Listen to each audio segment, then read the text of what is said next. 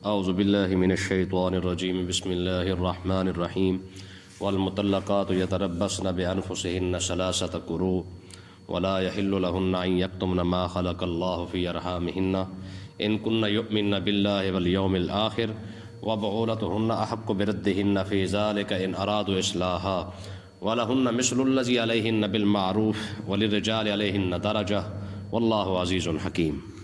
سبحان اللہ۔ طلاق کے مسائل یہاں شروع ہو چکے ہیں۔ کل مسئلہ یہ بیان ہوا تھا کہ اگر کوئی شخص قسم اٹھا لے 4 مہینے کی کہ میں اپنی بیوی کے پاس نہیں جاؤں گا اور وہ 4 مہینے مکمل اپنی بیوی کے پاس نہیں جاتا تو اسے طلاق بائنہ ہو جائے گی۔ طلاق بائنہ کا مطلب ہوتا ہے کہ نکاح کے بغیر پھر وہ عورت واپس نہیں آ سکتی ہے، یعنی دوسرے سے نکاح کرنے کی ضرورت نہیں ہے، اب بھی اسی مرد کے ساتھ صرف خالی نکاح کر لے گی، واپس آ جائے گی۔ اس کو طلاق بائنہ کہا جاتا ہے۔ ٹھیک ہے جی، یاد رکھیں آگے یہ مسئلے آ رہے ہیں کہ والمطلقات یتربصن بانفسہن ثلاثۃ قروء۔ اللہ تبارک و تعالی نے ارشاد فرمایا کہ طلاق والیاں اپنے آپ کو روک کر رکھیں ثلاثۃ قروء، 3 حیض تک۔ مسئلے کو سمجھیں ذرا۔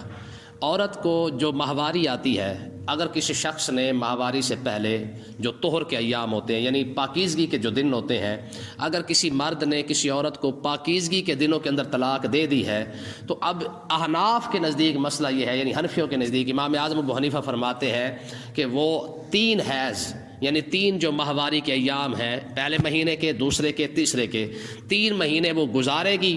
گزارنے کے بعد اب وہ عورت آزاد ہے، جس کے ساتھ چاہے وہ نکاح کر سکتی ہے۔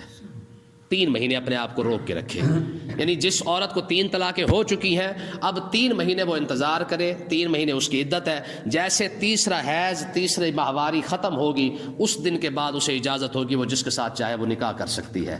لیکن 3 مہینے کیوں روکا جاتا ہے اس کو آگے بیان کیا جا رہا ہے۔ اللہ تبارک و تعالی نے ارشاد فرمایا وَلَا يَحِلُّ لَهُنَّ أَن يَكْتُمْنَ مَا خَلَقَ اللَّهُ فِي أَرْحَامِهِنَّ إِن كُنَّ يُؤْمِنَّ بِاللَّهِ وَالْيَوْمِ الْآخِرِ۔ فرمایا اگر عورتیں اللہ پر ایمان رکھتی ہیں والیوم الآخر اور قیامت کے دن پر اگر وہ ایمان رکھتی ہیں تو ان کے لیے یہ جائز نہیں ہے کہ اللہ تبارک و تعالی نے ان کے پیٹ کے اندر جو پیدا فرمایا اس کو چھپا لے، یہ چیز جائز نہیں ہے۔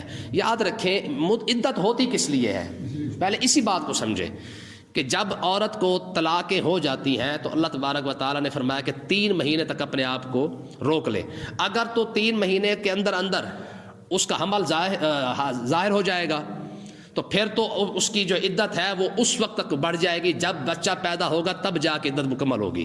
یہ یاد رکھیں، حاملہ عورت کی جو عدت ہوتی ہے وہ وضع حمل ہوتی ہے، یعنی ایک بندے نے مثال کے طور پر ابھی طلاق دی لیکن عورت جو ہے وہ حاملہ تھی، تو یہ بھی لوگوں کے اندر غلط فہمی، حاملہ عورت کو طلاق نہیں ہوتی ہے۔ طلاق حاملہ ہو یا غیر حاملہ ہو طلاق ہو جاتی ہے۔ ٹھیک ہے، اب ایک شخص نے اپنی بیوی کو طلاق دے دی ہے لیکن عورت حاملہ تھی تو اس کا حمل چاہے گھنٹے بعد بچہ پیدا ہو جائے اس کی عدت مکمل ہو جائے گی، چاہے 2 دن کے بعد مکمل ہو جائے، بچہ پیدا ہو جائے اس کی عدت مکمل ہو جائے گی، یا چاہے 8-9 مہینے بھی لگ جائے، جب بچہ پیدا ہوگا عدت اسی وقت جا کے مکمل ہوگی۔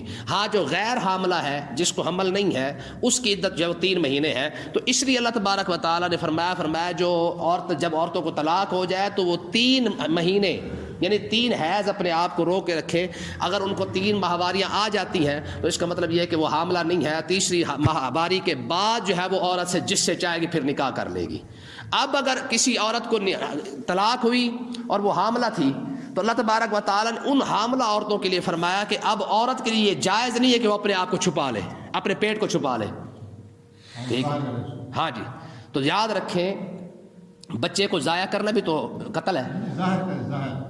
میں اور بات کر رہا ہوں، بچے کو ضائع کرنا ہی قتل ہے۔ اگر ایک عورت کو طلاق ہو گئی ہے، حاملہ عورت کو، ٹھیک ہے، اب اسے پتہ ہے کہ یار مجھے 8 مہینے تک بیٹھنا پڑے گا تو میں کیسے بیٹھوں گی، تو اس ڈر سے اگر کوئی عورت بچے کو ضائع کر دیتی ہے، پہلی بات تو یہ کہ بچہ ضائع کرنا ہی قتل ہے۔ ٹھیک ہے، اگر وہ یہ اللہ تبارک و تعالیٰ نے یہاں پہ یہ مسئلہ بیان فرمایا ہے کہ اب کسی عورت کے لیے یہ جائز نہیں ہے کہ وہ چھپا لے، ٹھیک ہے، یا ضائع کر دے۔ فرمایا کہ اگر تجھے رب پر ایمان ہے تو آج ضائع کر دے گی نا، رب تو دیکھ رہا ہے کہ تو نے ایک بچے کو قتل بھی کر دیا، بچہ ضائع کر دیا ہے، قیامت کے دن بھی اگر رات ساتھ ذکر فرما دیا، فرمایا اگر رب اب بھی دیکھ رہا ہے، قیامت کے دن بھی تجھ سے حساب تو لیا جائے گا نا کہ تجھے طلاق ہو گئی تھی، تو نے کیوں بچے کو ضائع کر دیا۔ فرمایا جو اللہ اور اللہ کے رسول پر اور قیامت کے دن پر جو عورت ایمان رکھتی ہے، جو کچھ اس کے پیٹ میں ہے وہ اس کو ضائع نہ کرے اور چھپائے بھی نہ۔ بات سمجھ آئے گی مسئلہ؟ آگے دیکھیں جی، وَبْعُولَتُهُنَّ أَحَقُّ بِرَدِّهِنَّ فِي ذَلِكَ إِنْ أَرَادُوا إِصْلَاحًا۔ یہ طلاق کے مسائل ہیں سارے، ٹھیک ہے۔ اب یہاں پہ رجوع کا، اگر کسی مرد نے عورت کو ایک طلاق دے دی ہے یا دو طلاقیں دے دی ہیں، یہ اس کا مسئلہ بیان ہو رہا ہے۔ فرمایا وَبْعُولَتُهُنَّ، ان کے شوہروں کا حق کو، یہ حق ہے، بِرَدِّهِنَّ، ان کو واپس پھیر لے، ٹھیک ہے۔ فی ذالک ان ارادوا اصلاحا، اگر مرد چاہے، یہ چاہتا ہے کہ اصلاح ہو جائے، ہمارا رشتہ واپس میں بالکل تیار ہو جائے، پھر واپس میں ایک گھر جو ہے وہ بن جائے، اگر اس نے ایک طلاق دی ہے تو عدت کے اندر پھر رجوع کر لے، دو طلاقیں دی ہے پھر بھی رجوع کر لے، تو یاد رکھے رجوع کا حق صرف مرد کے پاس ہے، عورت کے پاس نہیں ہے۔ عورت مانے نہ مانے، صرف مرد اگر کہہ دے کہ جی میں نے تجھ سے رجوع کیا، صرف خالی بات کر دے تو رجوع ثابت ہو جائے گا، ٹھیک ہے۔ تو اب یہ مسئلہ سمجھ آ گیا کہ اگر کوئی مرد اپنی بیوی کو واپس رکھنا چاہتا ہے ایک طلاق کے بعد یا دو طلاقوں کے بعد، تو عدت کے اندر اگر وہ رجوع کر لے گا تو اس کا رجوع ثابت ہو جائے گا، عورت اس کے واپس آ جائے گی۔ ہاں اگر ایک طلاق کے بعد وہ رجوع نہیں کرتا یا دو طلاقوں کے بعد بھی رجوع نہیں کرتا، اپنی بیوی کو واپس نہیں لاتا، عدت گزر جاتی ہے، تو اب وہ عورت واپس ایسے نہیں آئے گی، بلکہ پہلے نکاح کرنا پڑے گا، بعد میں عورت واپس آئے گی۔ بات سمجھ آ گئی؟ وَلَهُنَّ مِثْلُ الَّذِي عَلَيْهِنَّ بِالْمَعْرُوفِ وَلِلرِّجَالِ عَلَيْهِنَّ دَرَجَةٌ، ٹھیک ہے۔ مرد اور عورتوں کے لیے بھی ویسے ہی حقوق ہے جیسے مردوں کے حقوق ہیں، ٹھیک ہے۔ یہ جو کہتے ہیں نا کہ مطلب ہے کہ جی اسلام نے تو سارے حق مرد کو دے رکھے ہیں، طلاق کا حق تو اس کے پاس ہے، رجوع کا حق بھی اسی کے پاس ہے، عورتوں کو کیا ملا ہے؟ تو اللہ تبارک و تعالیٰ نے ارشاد فرمایا وَلَهُنَّ مِثْلُ الَّذِي، تمہارے لیے بھی ایسا ہی ہے، تمہارے بھی ایسی حقوق ہے جیسے مثل علیہن بالمعروف، جیسے تمہارے مردوں کے حقوق ہے اچھے طریقے سے۔ یعنی اگر عورت کے اللہ تبارک و تعالیٰ نے مردوں کے حقوق بیان فرمایا تو ساتھ ساتھ اللہ تبارک و تعالیٰ نے عورت کے حقوق بھی ساتھ بیان فرمائے ہیں۔ بات سمجھ آئی کہ نہیں آئی؟ وَلِلرِّجَالِ عَلَيْهِنَّ دَرَجَةٌ، ہاں مردوں کا ایک درجہ جو ہے وہ بلند ہے، مردوں کا ایک درجہ، یعنی مرد جو ہے وہ عورت سے زیادہ بلند ہے۔ مسئلہ کیا ہے کہ اللہ تبارک و تعالیٰ نے یہ قرآن مجید کے 5ویں پارے کے اندر ارشاد فرمایا الرجال قوامون علی النساء، رب نے مرد کو عورت پر حاکم بنایا ہے۔ ان بات کو لے کر نا لبرل اور سیکولر طبقہ بڑا کھچے مارتا ہے، وہ کہتا ہے جی لے جی پھر مرد وہ تو بڑا ہو گیا اور عورت کو اس کے تابع کر دیا گیا ہے۔ میں آپ کو دو مثالیں دیتا ہوں ذرا سمجھیں۔ وراثت کے اندر مرد کا حق زیادہ ہے، حصہ زیادہ ہے، عورت کا کم ہے۔ یوصیکم اللہ فی اولادکم للذکر مثل حظ الانثیین، ہے جی کہ مرد کے دو حصے، عورت کے ایک حصہ ہے اور مرد کے دو حصے ہیں۔ تو اب یہ دیکھیں، یہ ہے نا ذرا ہمارا جو آزاد طبقہ، یہ اس پر بڑا چیختا ہے کہ جی دیکھیں جی برابر برابر حصہ ملنا چاہیے تھا، عورت کو جو ہے وہ ایک حصہ دیا گیا ہے، مرد کو دو حصے دے دی گئے، یہ تو ناانصافی ہو گئی۔ ذرا بات کو سمجھیں گا ذرا، اگر 100 روپے میں سے ایک حصہ عورت کو دے دیا جائے اور دو حصے مرد کو دیا جائے، ٹھیک ہے، کتنا آئے گا بھلا؟ ٹھیک ہے، 33 روپے اسلام عورت کو دے رہا ہے اور باقی کتنا پیسہ بچا؟ 66 روپیہ اللہ تبارک و تعالیٰ نے اسلام جو ہے وہ مرد کو دے رہا ہے۔ لیکن اب بظاہر ایسے لگتا ہے کہ یہ عورت کے ساتھ ناانصافی ہے، ایسے لگ رہا ہے کہ جی اس کو جو ہے وہ تھوڑے پیسے دی، حالانکہ وہ کمزور ہے، اس کو تو زیادہ پیسے ملنے چاہیے عورت کو۔ مرد کیونکہ ویسے طاقتور ہے، باہر کماتا رہتا ہے، تو اس کو تو زیادہ پیسے ملنے چاہیے تھے، اس کو کم ملنے چاہیے تھے، وہ آپ نے کما کے کھا لیتا، آپ نے بنا لیتا۔ تو ذرا سمجھے، اللہ تبارک و تعالیٰ نے مرد کو جو 66 روپیہ دیا ہے نا یا 60 روپیہ دیا ہے، عورت کو تھوڑے پیسے 33 روپے دیے، یہ 40 روپے اس کے حصے میں آ رہے ہیں، تو اللہ تبارک و تعالیٰ نے فرمایا یہ 40 اپنے پاس رکھ، یہ 33 اپنے پاس رکھ، اور جو مرد کو 66 دیے فرمایا اسی 66 میں سے روٹی بھی کھلا، کپڑے بھی لے کے دے اور مکان بھی ساتھ لے کے دے، بیمار ہو جائے تو دوائی بھی تو نے لے کے دینی ہے، بچہ پیدا ہو تو خرچہ بھی تو نہیں کرنا ہے۔ مجھے آپ بتائیں، عورت کو تو کہا گیا کہ 33 روپے تو سنبھال کے رکھ، تجھے خرچہ کرنے کی ضرورت نہیں ہے، 66 روپے اس کو دیا ہے تو خرچہ بھی یہی کرے گا۔ کتنی بڑی بات ہے یار، عورت کو خدا کی قسم اسلام کا حق ہی سمجھ نہیں آیا، کتنی اسلام نے عزت دی ہے۔ میں کہ ہم نے جو 66 روپے اس کو دیے ہیں، یہ جو ڈبل خرچہ لے رہا ہے یا ڈبل جو حصہ لے رہا ہے یا ڈبل ہم نے اس کو حصہ دے دیا ہے، اب اس پر واجب ہے کیا کرے، تو بیمار ہو جائے تجھے کھانا بھی کھلائے گا، لانا اس کی ذمہ داری ہے، تیری ذمہ داری ہے گھر کے اندر بیٹھنا، ٹھیک ہے، تو بیمار ہوگی دوائی اس نے لے کے دینی ہے، گھر ہے نہیں ہے کرائے پر لے کے دے، ذاتی لے کے دے، جیسے مرضی لے کے دے، جھوپڑی بنا کے دے، یہ اس کی پریشانی ہے، تیری پریشانی نہیں ہے۔ کپڑا ہے، جوتی ہے، کھانا ہے، آنا جانا جو کچھ بھی ہے سارا کا سارا مرد کے ذمہ ہے، تیرے ذمہ ہاں تیرے ذمہ کیا ہے؟ واقم نصلاوات نزکاوات اللہ و رسولہ، تو گھر بیٹھ کے اللہ اور اللہ کے رسول کی فرما برداری کر، سارا کھانا پینا اس کے ذمہ لگا دیا۔ مجھے بتا اتنا بڑا کوئی حق کیوں دیتا ہے؟ اچھا اس کی دوسری مثال دیکھیں، جب گواہی کی بات آتی ہے نا تو اسلام کہتا ہے کہ مرد کی ایک اور عورت دو، یعنی دو عورتوں کی گواہی ایک مرد کے برابر ہے۔ یہاں پھر یہ لنڈے کے جو ہے نا لبرل سیکولر طبقہ یہ پھر چیختا ہے، کہتے ہیں لو جی مرد ایک گواہی دے رہا ہے اور عورت دو گواہی دے، پھر مرد کے جا کے برابر بنتی ہے، یہ تو کوئی برابری نہ ہوئی۔ ذرا اس مسئلے کو بھی سمجھے، یہ بہت خوبصورت مسئلہ ہے۔ آپ مرد کے سامنے 2 من گندم رکھ دیں یا وزن رکھ دیں، ٹھیک ہے، اور 2 من وزن ہی آپ جو ہے وہ عورت کے لیے رکھ دیں، اور مرد کو کہ تو بھی اٹھا اور اس کو عورت کو کہ تو بھی اٹھا، مرد اٹھا لے گا، عورت گل سمجھ آئی؟ عورت نہیں اٹھا سکے گی۔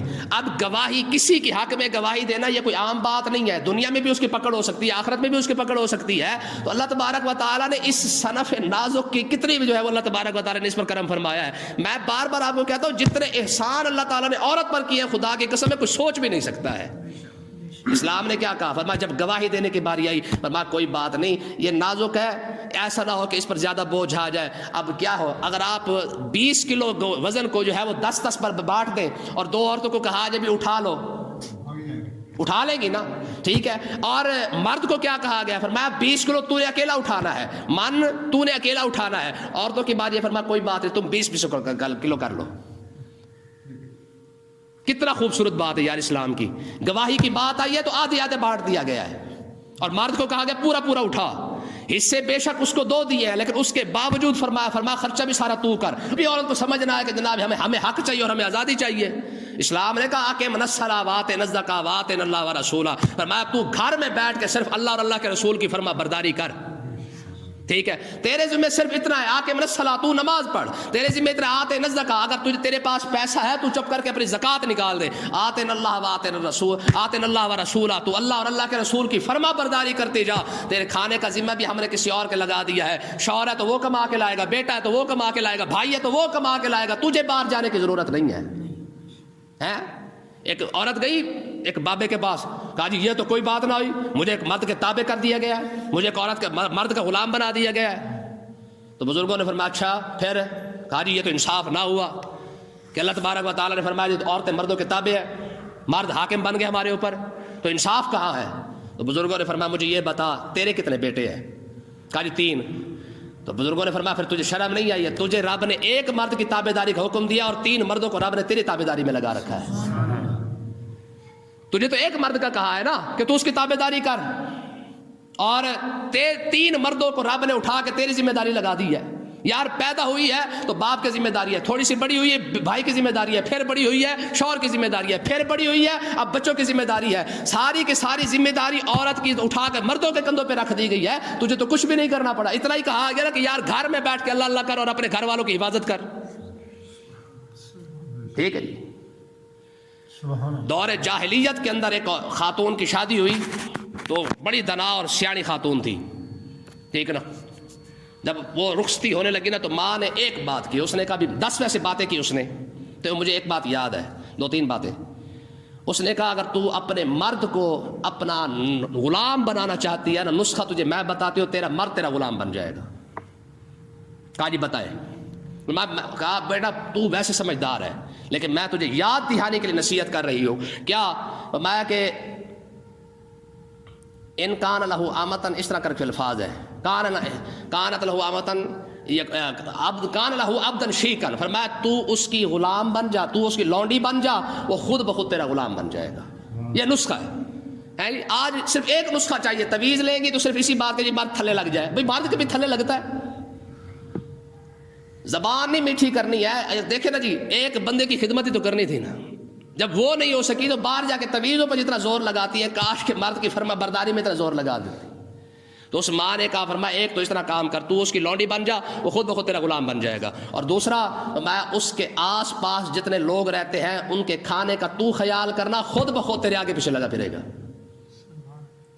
یہ دور جاہلیت کی باتیں ہیں، ٹھیک ہے نا جی. تو بہرحال اللہ تبارک و تعالیٰ نے ارشاد فرمایا وَلِلرِّجَالِ عَلَيْهِنَّ دَرَجَةٌ، ٹھیک ہے، فرمایا مردوں کا ایک درجہ عورت سے بڑا ہے.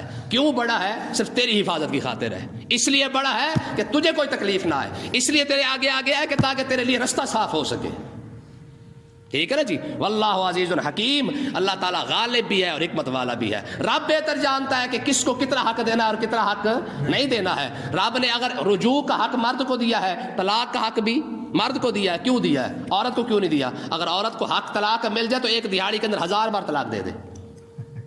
نہیں، اگر عورت کو طلاق کا حق دے دیا جائے نا تو دہاڑی کے اندر 1000 مرتبہ. ٹھیک ہے نا. یہ تو بخاری پاک کی حدیث پاک ہے. آقا علیہ السلام نے ارشاد فرمایا تم ساری زندگی اپنا عورتوں کو کھلاؤ اور اچھے سے اچھا کھلاؤ، ایک دن اگر اس کو تھوڑا سا بھی کمی بیشی مل گیا، اس نے کہا میں تو تیرے ساتھ ہی پھنس گئی ہوں، میرے ساتھ جج کے رشتے آئے ہوئے تھے میرے لیے. تو یہ حدیث ہے بخاری کی. فرمایا میں تو تیرے ساتھ پھنس گئی ہوں جناب، ٹھیک ہے، بڑے بڑے رشتے کھڑے ہوئے تھے میرے لیے. تو یہ ایسا ہوتا ہے کہ نہیں ہوتا ہے؟ یہ تو میرے نبی کا فرمان ہے. عید کے موقع پر آقا علیہ السلام نے عورتوں کو باقاعدہ یہی خطبہ ارشاد فرمایا. آپ نے فرمایا اے عورتوں صدقہ زیادہ دیا کرو، تمہارے جہنم کے اندر میں نے دیکھا ہے معراج کی رات سب سے زیادہ عورتیں جہنم کے اندر داخل ہوئی ہیں. آقا علیہ السلام کے بارگاہ اقدس میں ایک شخص عورت کھڑی ہوگی، یا رسول اللہ ہم کیوں زیادہ جہنم میں جائیں گی؟ تو میرے نبی نے ایک ہی وجہ بیان فرمائی ہے. حالانکہ کئی وجوہات ہو سکتی ہیں، کئی وجہ ہو سکتی ہے، لیکن آقا علیہ السلام نے ارشاد فرمایا تکفرن العشیرہ، فرمایا تم اپنی مرد کی نافرمانی کرنے کی وجہ سے جہنم میں جاؤ گے. دیکھیں نا جی، اگر مرد کی جنت اللہ تبارک و تعالیٰ نے عورت کے قدموں میں رکھی ہے تو عورت کی جنت کہاں رکھی ہے؟ ٹھیک ہے نا جی. یہ یاد رکھے، اگر ہماری جنت ماں کے قدموں میں ہے تو اماں جی کی جنت جو ہے نا وہ ہمارے ابے کے قدموں میں ہے، اس کی رضا میں ہے. ٹھیک ہے نا جی. اماں جی اپنی جنت کا بیڑا غرق کر کے ہم سے جنت کی توقع رکھے، کیسی عجیب بات ہے. تو اس لیے جب اماں اپنی جنت کو سیدھا کرتی ہے نا تو اولاد خود بخود اپنی جنت کو سیدھا کر لیتی ہے. ٹھیک ہے نا جی. ہاں یہ یاد رکھیں. آقا علیہ السلام کا ایسے فرمان نہیں ہے. فرمایا حضور نے ارشاد فرمایا کہ جس بندے پر، جس عورت پر اس کا شوہر راضی ہو جائے اس پر اس کو خدا راضی ہو جاتا. ہاں، جس پر اس کا شوہر راضی ہو اس پر اس کا خدا راضی ہے. اس لیے اللہ تبارک و تعالیٰ نے دیکھے جنت کو عورت کے قدموں میں رکھا ہے اور مقام رضا کو اللہ تبارک و تعالیٰ نے باپ کی مرضی پر رکھا ہے. جو اولاد دیکھنا چاہے کہ اس پر اس کا رب راضی ہے کہ نہیں، تو وہ اپنا ابا دیکھ لے. اگر اس کا ابا اس پر راضی ہے تو سمجھو اس کا رب بھی اس پر راضی ہے. ٹھیک ہے جی. جنت بے شک ماں کے قدموں میں ہے. ہمارے نعت خانوں نے بھی اسی پر رگڑا لگایا ہوا ہے جی، جنت جنت جنت کرتے کرتے. حالانکہ مقام رضا جو ہے وہ جنت سے بڑا ہے. رضوان من اللہ اکبر ذالک الفوز العظیم، یہ تو قرآن کا فیصلہ ہے. مقام رضا جنت سے زیادہ بڑا ہے. تو اللہ تبارک و تعالیٰ نے ارشاد فرمایا کہ اگر کسی کو جنت چاہیے تو بے شک ماں کی خدمت کرے، اس میں کوئی شک نہیں ہے. لیکن جنت سے بڑا مقام رضا ہے. اگر ماں کی خدمت کر کے جنت ملتی ہے تو ابے کو راضی کر کے اللہ تبارک و تعالیٰ مقام رضا عطا فرما دیتا ہے. ٹھیک ہے نا. اولاد کی بھی جنت اور مقام رضا ماں باپ کی راضی ہونے پر ہے، اور بیوی کی جو جنت ہے وہ بھی ابے کے سر پر ہے. وجہ یہ ہے کہ اللہ تبارک و تعالیٰ نے جب ذمہ داری بڑی دی ہے تو پھر مقام بھی تو بڑا دینا ہے نا.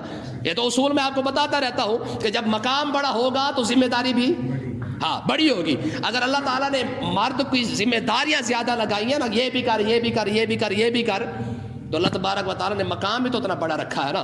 لوگ آ جا کے صرف جنت تک کھڑے ہو جاتے ہیں، حالانکہ جنت سے بڑا مقام رضا ہے. اور وہ تب ہی مل سکتا ہے. عورت کو چاہیے تو خاوند کی خدمت کرے، اولاد کو چاہیے تو اپنے ابے کی خدمت کرے. اللہ تعالیٰ سمجھنے کی توفیق عطا فرمائے.